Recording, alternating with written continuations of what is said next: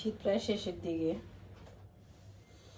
এখন ক্যাপসিকামটা প্রচুর পরিমাণে পাওয়া যায়। অন্য সিজনে ক্যাপসিকামটার দামটা একটু বেশি থাকে, তাই চিন্তা করলাম কিছু স্টোরেজ করে রেখে দিব ফ্রিজে, ডিপ ফ্রিজে। যখন প্রয়োজন হবে তখন বের করে যেন স্বাচ্ছন্দ্যে খাওয়া যায়। আর একটা উপকারী কথা না বললেই নয়, আমার এই বড়িটা যে এত উপকারী, এটা আমি এক জায়গা থেকে বানিয়ে নিয়েছি। আমি আসলে বসে কোনো কাজ করতে পারি না। এটা কাটা শেষ করে জিপার লক ব্যাগে ডিপ ফ্রিজে রেখে দিব অল্প কিছুক্ষণের জন্য। যখন সামান্য একটু ডিপ হয়ে আসবে ওটা আবার বের করব, বের করে একটার সাথে একটা যেন লেগে না যায় একটু ছাড়া ছাড়া করে রেখে দিব, যেন বের করার সময় কোনো সমস্যা না পড়তে হয়।